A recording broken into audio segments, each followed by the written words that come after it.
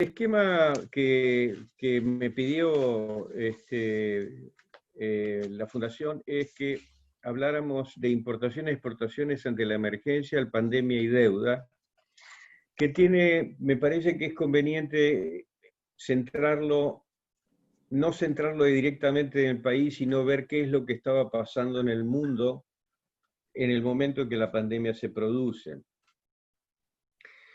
Estados Unidos, como siempre, es, desde hace más de 70 años, es líder en materia de comercio internacional, y con la llegada del presidente Trump en 2016, se produjo un cambio en la política norteamericana notable, en donde Trump adoptó una actitud contra determinados países, básicamente contra China, que dieron lugar a una lucha comercial que la extendió incluso a aliados de él, como era la Unión Europea, Canadá y México.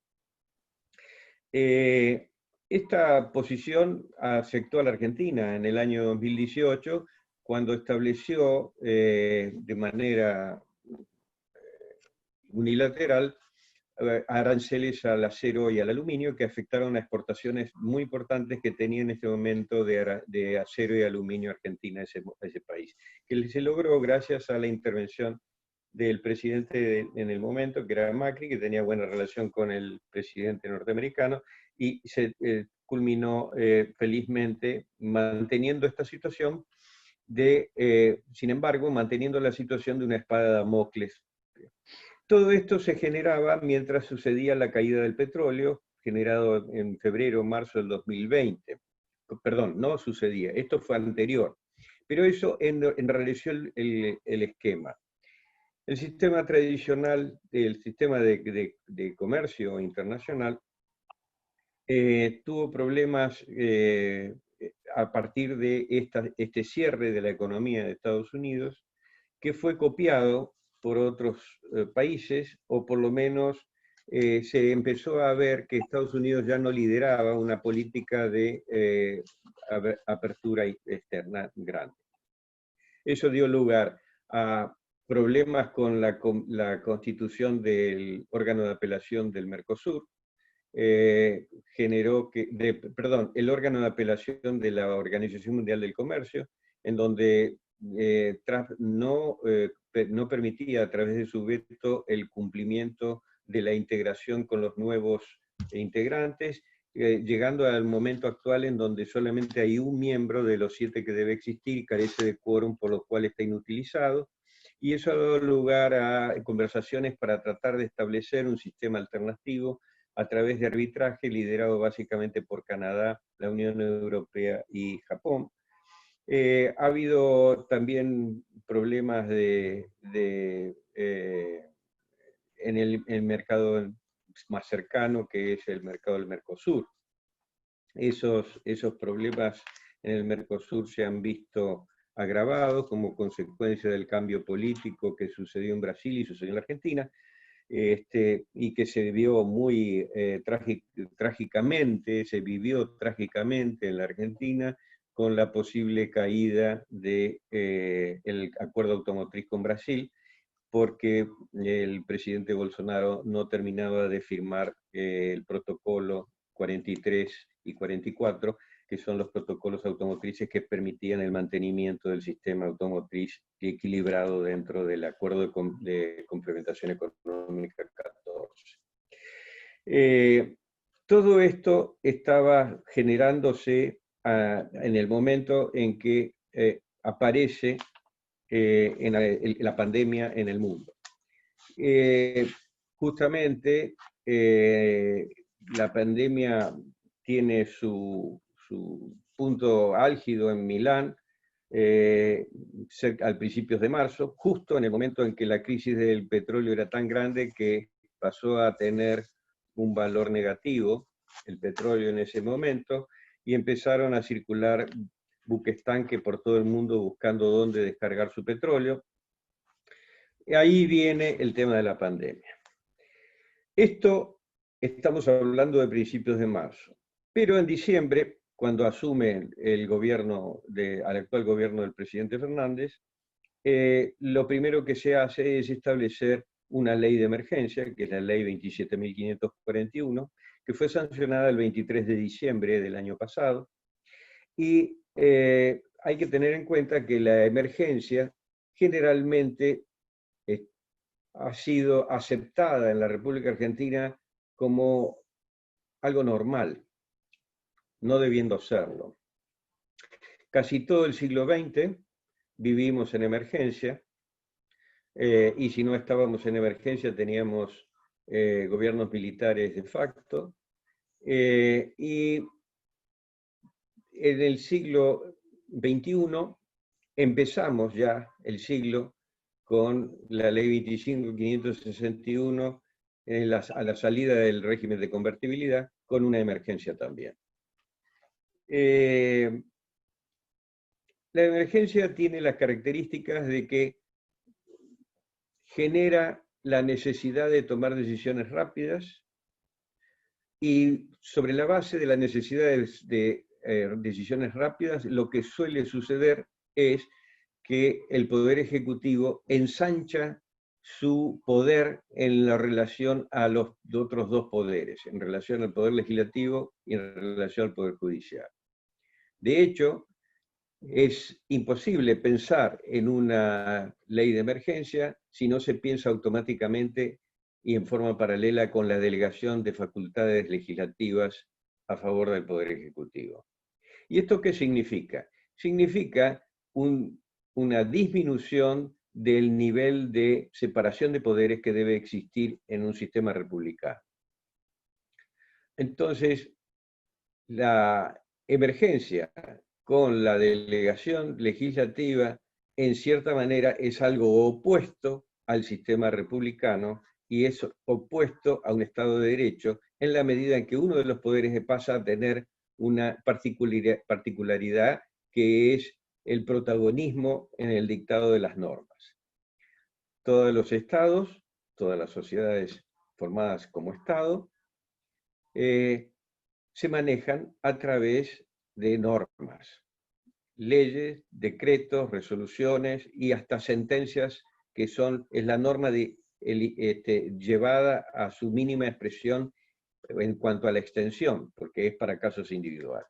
Pero esos tres poderes tienen la facultad de establecer las políticas a través del Poder Legislativo, ejecutarlas a través del Poder Ejecutivo y juzgarlas a través del Poder Judicial. Este sistema se altera en la medida en que la emergencia trae aparejado poderes a favor del Ejecutivo en desmedro de los otros dos. La ley 27.541 tuvo un amplio espectro.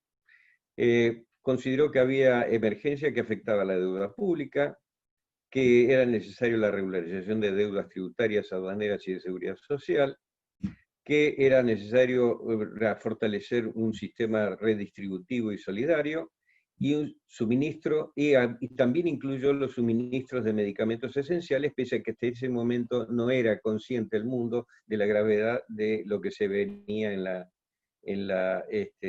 el escalamiento del coronavirus. Y por último, recuperación de salarios. El problema de la delegación de poderes ya ha sido tratado por nuestra jurisprudencia de la Corte Suprema ya desde el año 1927, en el caso Delfino, en donde se estableció que, al igual que sucedía en la Corte Suprema norteamericana, se permitía en esos casos establecer ciertas delegaciones que no significaran poder hacer la ley en completo, sino establecer políticas por parte del Poder Legislativo que dejara los detalles y pormenores al Poder Ejecutivo. Pero esto se fue haciendo, se fue desdibujando, a punto tal que luego prácticamente la delegación se hacía totalmente.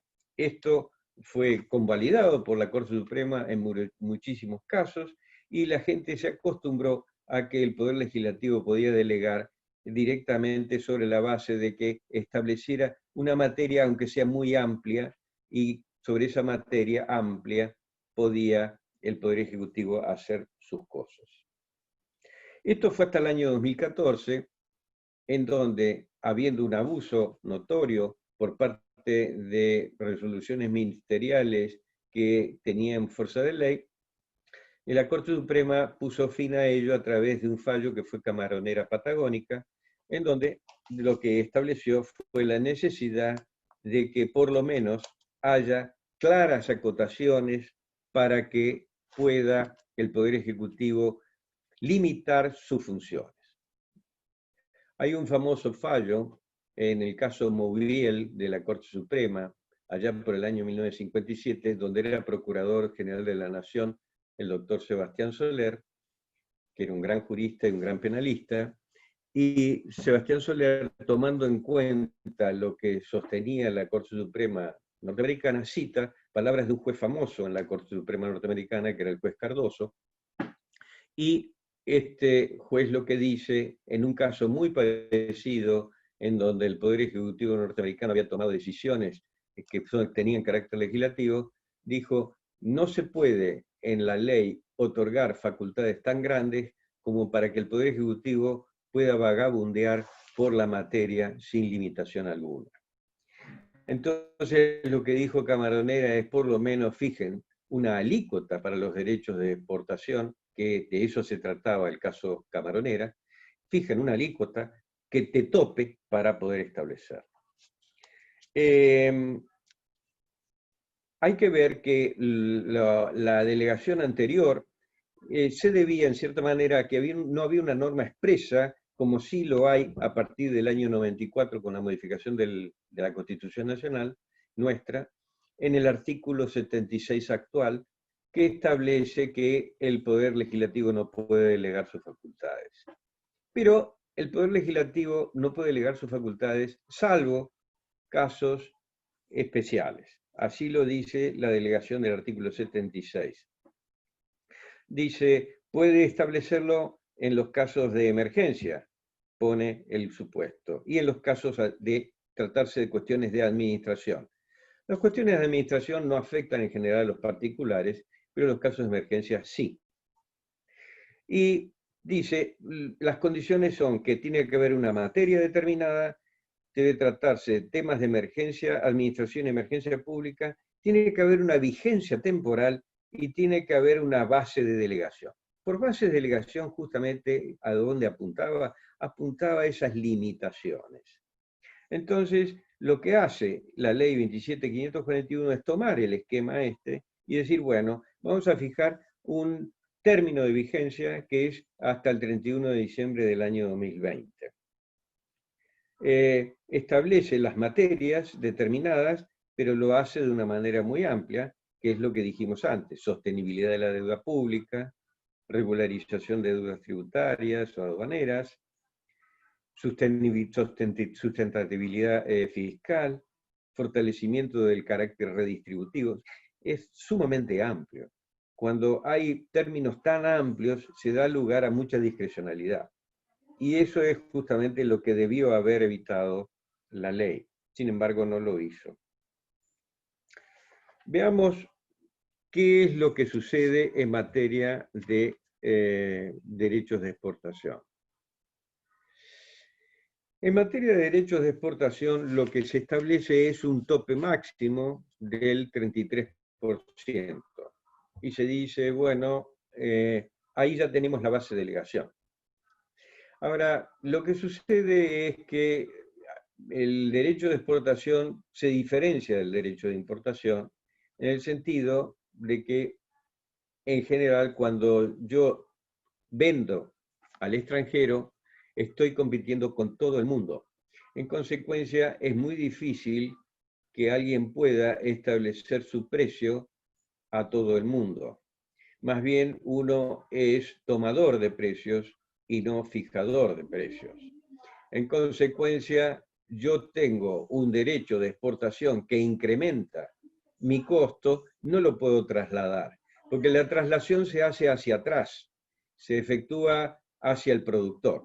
Entonces, lo que pasa en los commodities, como por ejemplo en los casos de sistema agrario, de cereales y demás, es que termina el productor soportando la detracción del derecho de exportación en el precio de venta. Ese traslado hacia atrás genera que el productor tenga que pagar el derecho de exportación como si fuera una parte de un impuesto a las ganancias. El efecto es similar al productor. Puede ser que una empresa industrial pueda tener una marca determinada y tenga conocimiento, y la marca lo saque de ese esquema de commodities que genera un precio generalizado. Pero no es lo usual en el caso de nuestro país. Ese traslado hacia atrás hace que una alícuota del 33% sea trasladado al productor. Y si vamos a acumular ese impuesto, ese derecho de exportación, que es un impuesto, junto con otros impuestos como impuesto a las ganancias, impuestos inmobiliarios, o ingresos brutos, etcétera, etcétera, y municipales y provinciales, lo que se genera es una alta incidencia impositiva dentro de la posibilidad que tiene el productor de poder generar capital necesario para el mantenimiento de la empresa, para absorber los costos generales, para investigación y desarrollo y para vivir.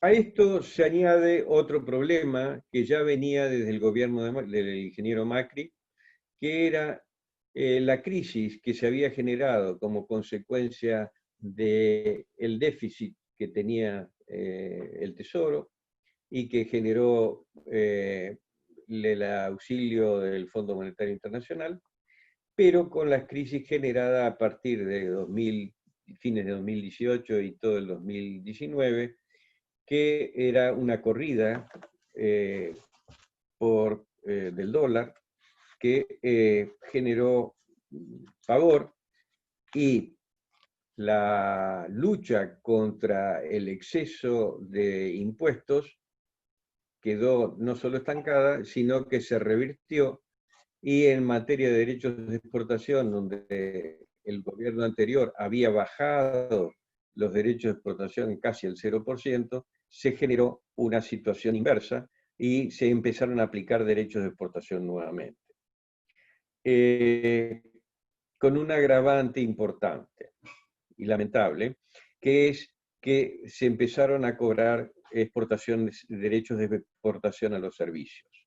El derecho de la exportación a los servicios creo que fue un golpe muy importante a una producción que generaba una gran cantidad de divisas y que había generado además una iniciativa de investigación y desarrollo en tecnología que generó también, lamentablemente, a la fuga de algunos cerebros hacia otros lugares más propicios que el propio país.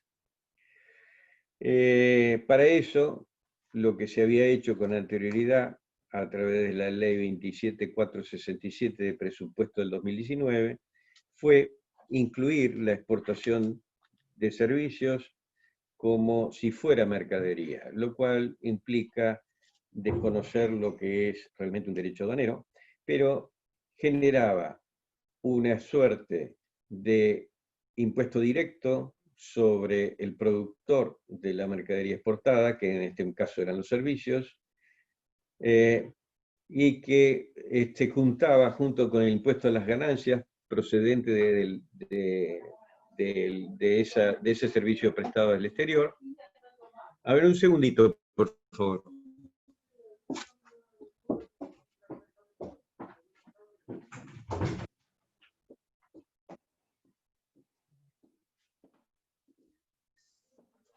Sí, perdón por la interrupción.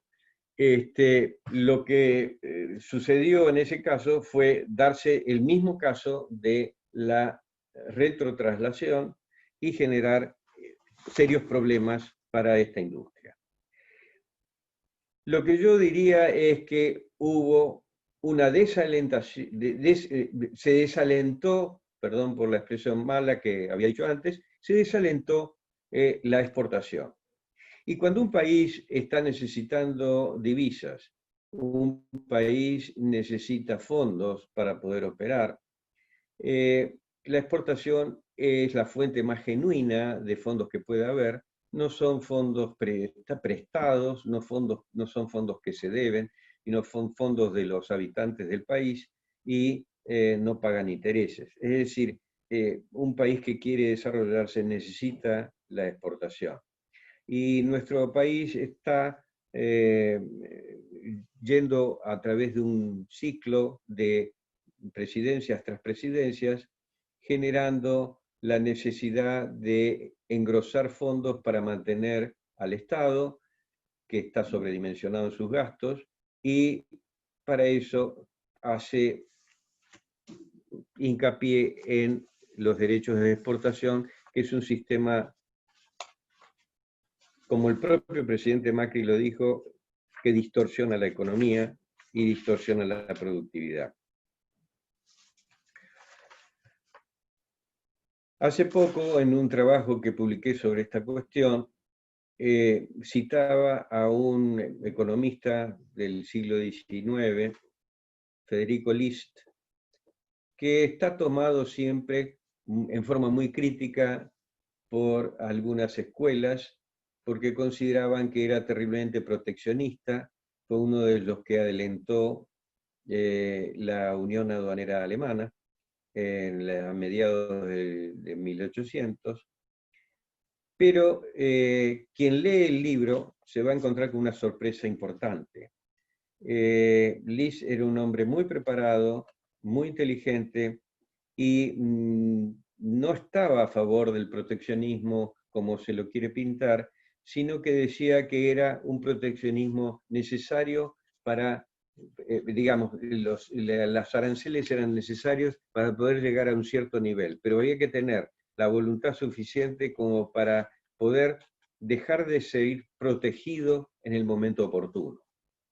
El libro es magnífico. A mí me costó cerca de 10 o 15 años conseguir su edición en español, Editorial Aguilar, y lo leí realmente con mucho interés porque es una historia del desarrollo de los principales países del mundo en materia de comercio internacional. Él cita a Say, a Jean-Baptiste Say, que era un gran economista francés, que murió en 1832, era del 1700.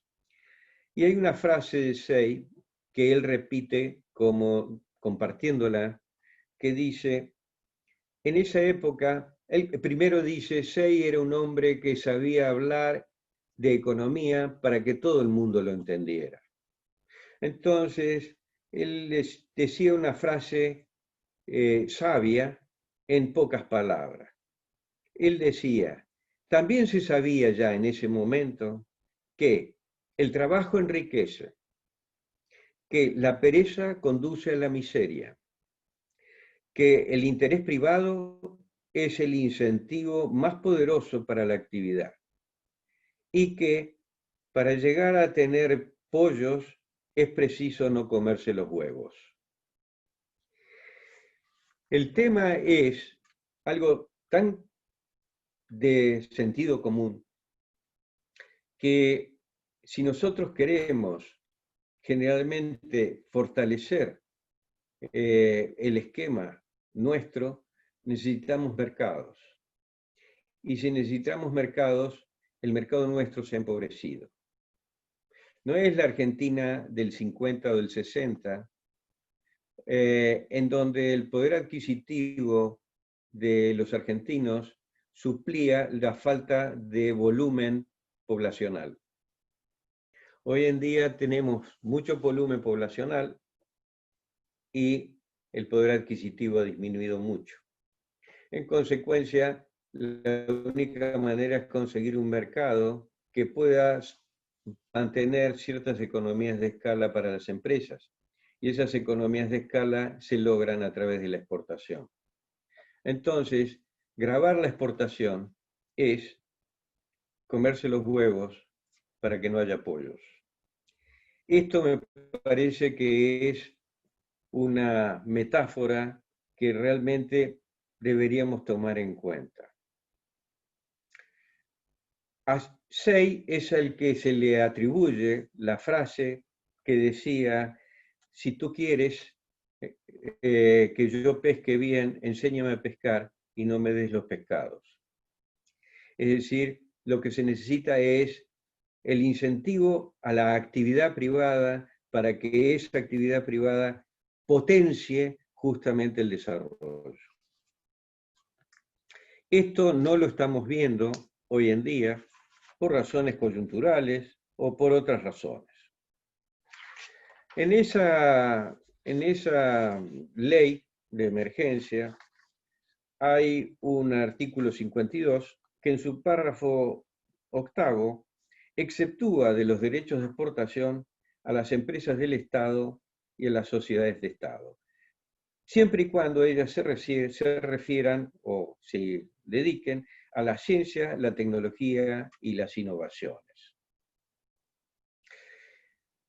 Está bien, el objeto social es algo que se puede cambiar en cualquier momento, pero el problema está en que esto altera algo que el Código Aduanero venía manteniendo o viene manteniendo y sigue rigiendo en el artículo 778, que dice que el Estado no es inmune a los tributos. Y esto es razonable tanto en importación como en exportación. Si en importación yo voy a importar, el Estado debe comprar, y compra, supongamos, autos para las fuerzas de seguridad, una licitación en donde compremos toda una flota de automotores es una licitación que genera, por supuesto, una poderosa compra y reducción de precios por el volumen de la compra.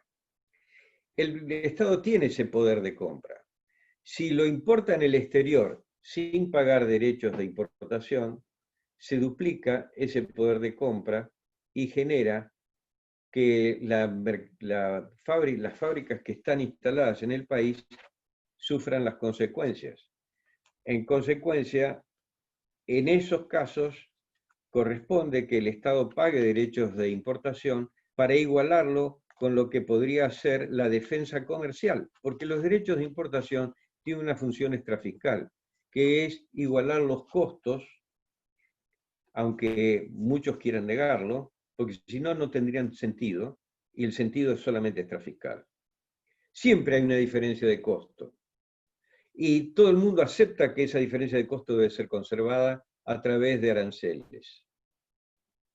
Lo único que dice el GATT es que el arancel es la única medida de restricción que yo puedo tener para la importación. Y en el artículo 11 dice prohibido prohibir, es decir, están prohibidas las restricciones cuantitativas. No puedo aplicar prohibiciones o restricciones, que es otro problema que tenemos con el tema del sistema de monitoreo SIMI y con las licencias arancelarias que están, al igual que sucedía ya hace años atrás, durante el gobierno de Cristina Kirchner, están generando lo que no quiso el acuerdo de licencias de la OMC, es decir, servir para desalentar las importaciones o impedirlas directamente. Lo que se ha dejado de lado a través de esto es que empresas del Estado, que está establecido a través de una ley 13.653 del año 1949, y las sociedades de Estados establecidas por la Ley 20.705 del año 1974, pueden exportar sin pagar derechos de exportación. Quiere decir que, supongamos, si una empresa cerealera es convertida en empresa del Estado o en sociedades del Estado, esa empresa no pagaría derechos de exportación si se dedicara a la ciencia, tecnología e innovaciones. Cosa que casi todas las empresas tienen un departamento sobre ese tema, pero no es objeto esencial. Pero, digamos, el objeto podría existir. Y en ese caso, esa empresa podría exportar algo mucho más barato porque podría adquirir ese producto en el mercado interno sin detraerle al productor la incidencia en el precio que tiene el derecho de exportación. Tendría una ventaja competitiva muy grande. Si algo les resulta familiar con la Junta de Granos, no tiene que ver, pero sí genera una posibilidad de ventaja hacia, de captación de clientela cuando se litiga, cuando se compite entre empresas de un mismo sector y alguna tiene una ventaja muy grande respecto de las demás. Hay que ver que estas leyes del año 49 eran leyes que habían salido 4 años después o 5 años después de terminada la guerra, donde todavía los oídos de la gente en Europa y Asia todavía sonaban los cañones en los oídos de la gente. Había terminado la guerra, pero había una crisis muy grande. Los países que no eran beligerantes adoptaban el criterio de tomar las compras directamente de Estado a Estado, como consecuencia de que los países beligerantes así lo hacían, y además era necesario para la defensa nacional de cada uno de los países, porque nunca se sabía hasta qué punto podía llegar a América del Sur esta situación. En realidad era una economía de posguerra. Es una economía de guerra y de posguerra. Y en el año 74, el mismo elenco gobernante del año 49 establece las sociedades del Estado. Hay que tener cuidado con esto porque la no inmunidad del Estado en materia tributaria rige para mantener un equilibrio en el mercado, tanto en importaciones como en exportaciones. Bueno, en materia de importación ya dijimos algo, y como esto es un pantallazo que me dijo Víctor que era necesario hablar nada más que 30 minutos, que creo que ya han pasado, y para dejar lugar a preguntas, les dejo abiertos el tema para que ustedes manifiesten lo que quieren preguntar o comentar. Gracias, Víctor. Enrique, te saludo. Antes que nada, te pido disculpas, estoy en una batalla tecnológica en el departamento bastante importante. Estuve todo el día, no sé por qué razón se corta internet y vuelve, lo cual, bueno, se me complicó justo el inicio, así que te pido disculpas y te agradezco. Yo imagino que Daniel ya lo ha hecho. A todos nos está pasando, ¿eh? Sí, increíble, increíblemente. Yo creo que Daniel ya te ha agradecido la delicadeza que tuviste de estar con nosotros en esta jornada. Te pregunto, insisto, con estos cortes de internet a lo mejor me lo perdí, pero lo pregunto porque no lo escuché. En este contexto donde uno piensa que el comercio internacional va a ser uno de los pilares de la economía, y entendiendo a lo mejor que el mundo está en otra situación en materia tecnológica y de modernización, ¿en qué estado está Argentina en materia de aduana, ¿no? O incluso también tributaria? Digo, ¿cómo estamos en esa competencia como para que el día de mañana, saliendo de esta pandemia, uno interprete que a lo mejor el comercio internacional puede ser uno de los pilares de esta economía? No comprendí la pregunta porque se me perdieron algunas palabras. ¿Cómo? Y no entendí más. A ver, ¿cómo qué? Insisto, vuelvo de nuevo. ¿Cómo está Argentina hoy en materia tecnológica y moderna, digamos, para competir con el mundo, teniendo en cuenta que el comercio internacional puede ser uno de los pilares para esta economía? Yo no lo puedo contestar porque lamentablemente yo soy nada más que abogado y eso es una tarea propia de economistas que debe haber muchos sentados aquí que podrían responderlo mejor que yo. La sensación que yo tengo es que no se, dadas las crisis sucesivas que ha padecido la economía en Argentina, las empresas han dedicado sus presupuestos más bien a las situaciones urgentes. Y muchas veces la urgencia hace empalidecer la importancia. La importancia es la investigación y desarrollo en una empresa. Una empresa que quiere progresar necesita de ese departamento. Y ese departamento necesita un presupuesto. Y ese presupuesto muchas veces no se puede tolerar, porque cuando se está pensando que con una medida de gobierno, como por ejemplo la comunicación 70-30 del Banco Central, o una licencia no automática que uno nunca sabe por qué es no automática y que no sale porque está demorada, uno tiene que pensar en si la empresa va a sobrevivir o no sobrevivir, o con motivo de la pandemia no sabemos, no generamos fondos y sin embargo tenemos que pagar sueldos y queremos que nuestra gente no padezca eso. Es decir, estamos viviendo crisis tras crisis, sin pensar todavía en la crisis que genera el gasto público excesivo o incluso la corrupción que ha generado un saqueo del Estado muy grande en tiempos atrás. Y como consecuencia de eso, las empresas no tienen una tranquilidad, no tienen certidumbre en sus planes que puedan desarrollar. No hay posibilidad de mantener determinadas políticas de investigación y desarrollo. En consecuencia, yo diría que la tecnología depende del sector. Si tú me dices la tecnología en materia de informática, aquí hubo muy buenos programadores, gente muy capaz.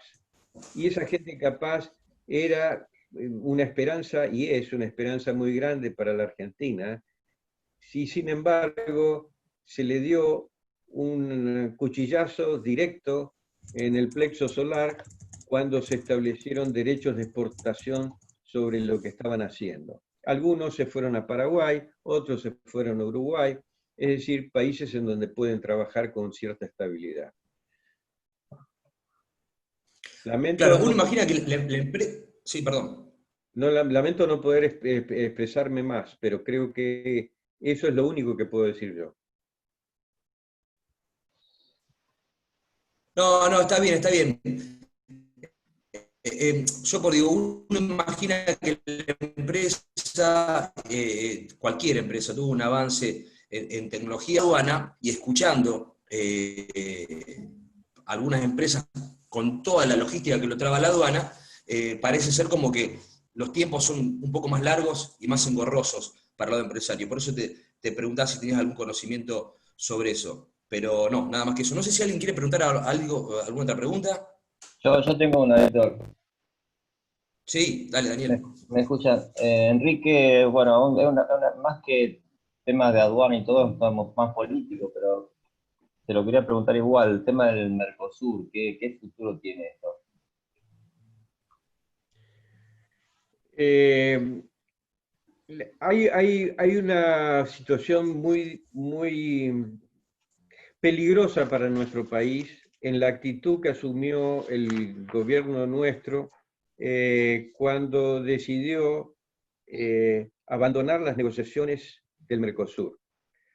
Eh, el, la presidencia pro tempore, que estaba en manos paraguayas, salió a decir que, esto fue en abril, las decisiones de los órganos de Mercosur serán tomadas por consenso y con la presencia de todos los estados partes, nos dice la ley, el convenio, el protocolo de Europreto, y lo que dijo Argentina es: yo voy a abandonar las negociaciones del Mercosur. Se interpretó de diferentes maneras. Creo que fue una butad de la Cancillería, creo que luego echó marcha atrás, gracias a Dios. No podemos abandonar el Mercosur. El Mercosur en este momento es vital para la República Argentina, porque cuando la Argentina ha tenido una política tan errática como estrategia, como país, lo cual se manifiesta en su poder a través del comercio internacional hoy en día, porque ya la guerra no es el recurso básico. Entonces, si se quiere progresar a través de un sistema económico que dé ciertas ventajas, y Brasil ha sido escogido como el socio en este punto. Y se llegó a un acuerdo que terminó en el Mercosur, que creo que fue una buena medida. Y de hecho, una gran parte del comercio se realiza con Brasil en virtud de este sistema del Mercosur. Brasil, además, creció bastante porque tenía una política mucho más de mayor certidumbre respecto de los empresarios, y además, en general, los gobiernos de Brasil no desprecian ni maltratan a los empresarios como suelen hacer los políticos argentinos, que no se dan cuenta que están malgastando energías del país al no apoyar justamente lo que decíamos de la metáfora de Federico Lis, que la actividad privada es esencial. El acuerdo Europreto estableció el sistema institucional del Mercosur. Cuáles eran las autoridades, cuáles eran las instituciones y cuáles eran las reglas. Y en Europreto se estableció esta norma de que se necesitaba el consenso, pero el consenso con la presencia de todas las partes. Argentina, al menos, tiene que votar en contra o a favor, pero tiene que participar. Porque si Argentina se sienta con presencia de los cuatro y no dice nada, el consenso lo hacen los otros tres. O lo hace cualquiera del que habla y que los demás no digan nada. Porque el consenso no significa votación. El consenso significa que nadie se opone a lo que se propone por parte de uno solo siquiera. Entonces, es peligrosísimo que Argentina, por ejemplo, no exprese su voluntad o su intención en materias de zonas de libre comercio con Singapur, con Corea del Sur, con etcétera, etcétera. En este momento, yo recuerdo una frase que yo oí una vez en la Bolsa de Comercio, en donde habló gente de Cancillería, que dijo: nuestra idea es hacer zonas de libre comercio, tratados de libre comercio con la mayor parte del mundo que se pueda. Error. Es muy bien hacer tratados de libre comercio con aquel país que nos conviene hacer tratado de libre comercio y en las condiciones que se fijen para ese país. Pero no firmar cualquier cosa. Cuando se hace un tratado de libre comercio con la Unión Europea, hay que leer los borradores que hay de ese tratado de libre comercio con la Unión Europea. Si nosotros hemos hecho prórroga tras prórroga tras prórroga para nunca terminar de hacer finalmente el Mercosur, nos estamos obligando al año 1929 a poner, por ejemplo, la importación automotriz al 0% con Europa. Entonces, vamos a pedir waivers como le pedimos a Brasil para postergar esto, porque no estamos preparados. Y no estamos preparados porque las industrias nuestras no saben qué piso están pisando, qué qué es lo que están pisando dentro de un mes o dentro de 2 meses. No pueden programar ni planificar porque el sistema político es tan inestable que no sabemos cómo se puede planificar algo que no sabemos qué va a suceder. Necesitamos estabilidad, pero necesitamos estabilidad ética y que el compromiso que asume el gobierno se mantenga. No podemos estar estableciendo medidas como la de la comunicación 70-30, que establece de golpe una corte en el otorgamiento de los medios de pago con respecto a compromisos que por ahí tenemos a través de contratos con el exterior. No digo nada de empresas que exportan y que, por ejemplo, a través del tema de la pandemia, tienen prohibido exportar porque consideran que sus productos son parte importante para, como envases, por ejemplo, para alimentos sanitarios. Yo espero que razone el gobierno y se dé cuenta de que no hay que generar normas si no se las piensa bien, porque por ahí se puede preservar ciertas fuentes de ciertas exportaciones indebidas o no convenientes para el país, pero generando el menor daño posible. Esto es lo que yo veo. No, perdón por haberme extendido más de la cuenta, Daniel. Perfecto, buenísimo. Bueno, yo le hago una última, y no lo molestamos más. No sé si se me escucha bien, me está marcando que la conexión está mal. Pero, a ver, una opinión personal, sin querer comprometerlo, pero, o una reflexión. ¿Qué opina del caso Vicentín? Bueno, yo no tengo conocimiento. Sería una imprudencia de mi parte ponerme en un tema tan dificultoso a hablar de esta cuestión.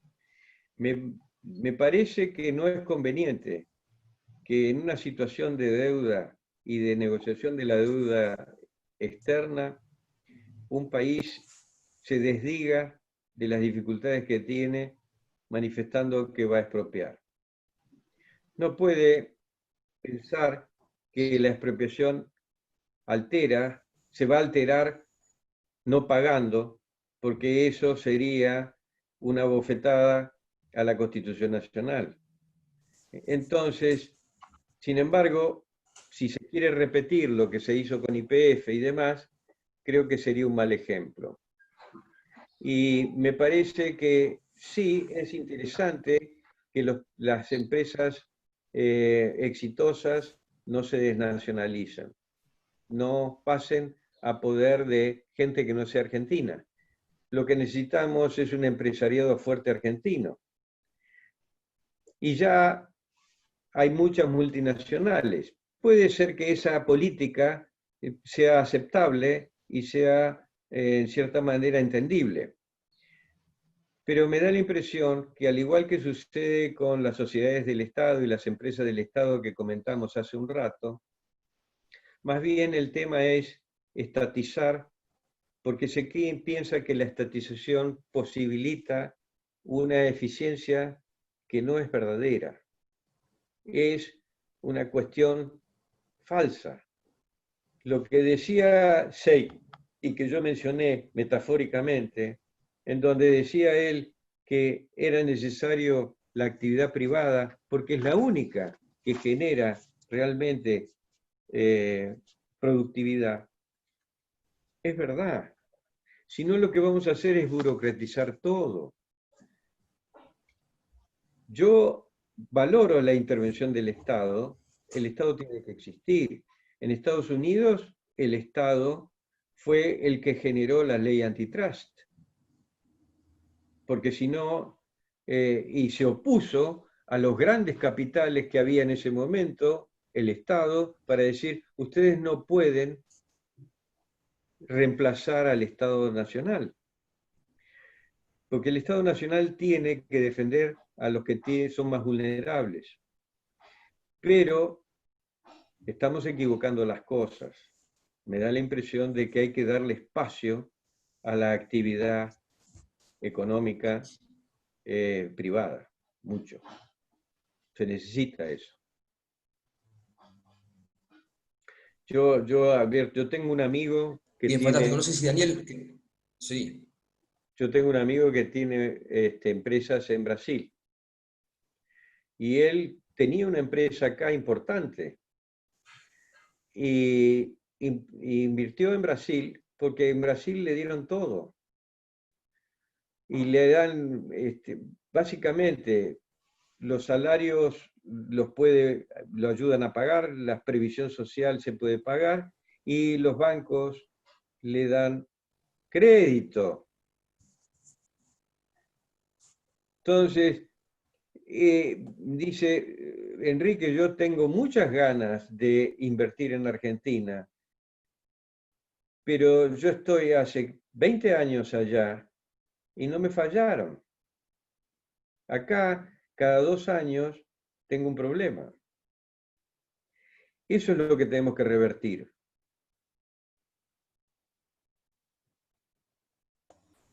Sí, sí, se entiende. Las reglas y las normas claras, que es lo que siempre falla Argentina. Bueno, Y Daniel, no sé si querés agregar algo. permitime Sí, algo, Víctor, contestando un por poco lo que supuesto. decía Daniel, Daniel Mayolo, que lo veo acá. Eh, Ujú. el problema del Mercosur, como el de todo tratado de libre comercio, son las asimetrías. Y las asimetrías provienen de regímenes normativos. Si yo tengo un régimen como el brasileño, que le da crédito a las empresas, y un régimen como argentino, donde no le doy nada, tengo una asimetría. Donde tengo un régimen donde puedo tener cierta flexibilidad laboral y otro que no tengo flexibilidad laboral, tengo otra asimetría. Si tengo un régimen de jubilaciones que funciona bien y otro que funciona mal, tengo otra asimetría. Si tengo un sistema aduanero en donde para importar una mercadería tengo que hacer un laberinto en donde generalmente muero perdido en el laberinto ese que tengo y en el otro no, tengo otra asimetría. Las asimetrías son normativas y la normativa surge de la mente de nuestros gobernantes. El problema es ese. No es tan difícil de hacer y hay que trabajar mucho. Cuando se hace un tratado de libre comercio, hay que estudiar a fondo cada uno de los sectores que tiene el otro y los que tengo yo, quién va a sufrir acá y quién va a sufrir allá. Se tiene que ir al detalle. No es una cuestión de decir, bueno, es una potencia, nos va a ayudar. No, acá nadie ayuda. Es intercambio. Bueno, finalicé la Bien, posición. muy bien. Daniel, no sé si querés agregar algo, si no... No, estaba escuchando perfectamente. No, tenía esto que decía Enrique, eh, justamente estaba pensando en esto que dijo en las mentes de los políticos. Es para otra charla, digamos, pero ¿qué hace que una serie de políticos no entiendan lo básico de esto de no tener que poner impuesto a las exportaciones y favorecer un poco las importaciones en determinados rubros? Por supuesto, o sea, no lo entiendo, pero es lo que decía Enrique, está en la mente de los políticos y algo funciona mal, evidentemente. Pero bueno, es para otra charla esto, pero nada, quería agradecerle a Enrique. A mí me da la impresión de que el político gasta mucho de su tiempo en sostenerse como político. Entonces, no tiene tiempo, no tiene tranquilidad como para poder pensar en las cosas del país. La reelección para ellos es muy importante y la reelección insume una cantidad de energía muy grande en todos los países. Lo que pasa es que generalmente, a mí una vez me dijo una persona, hay países que son muy avanzados porque tienen una élite que piensa lo que el político no tiene tiempo de pensar. Claro. Y yo creo que algo de eso hay. Pero una cosa es cuando el político considera y se maneja por ideología y otra cosa es cuando se maneja por razonamiento. La ideología levanta las masas y me da los votos. Y entonces el relato lo hace todo. Pero con eso yo no puedo gobernar bien. Yo necesito razón para poder gobernar bien. Necesito Bueno, conocer. pero creo que en el tema, volviendo al tema de Vicentín, ya cerramos porque estamos cumplido el tiempo, pero el tema de Vicentín creo que la ideología creo que le va en contra a las masas, porque la verdad que yo todas las voces que escucho es que como que metieron la pata y la van a seguir metiendo más todavía para arreglarlo, me parece. Pero bueno, por eso digo, es para otra charla, estamos con tiempo cumplido, Víctor, me parece. Bueno, ha sido un gusto, ¿eh? Enrique, como siempre, el gusto es nuestro. Te agradezco muchísimo el tiempo que nos dedicaste y esta lección que nos has dado. Así que, como siempre, muchas gracias, Enrique, por estar a disposición de nosotros para lo que necesitamos. A sus órdenes. Hasta luego. Hasta luego. Chao, hasta luego. Por el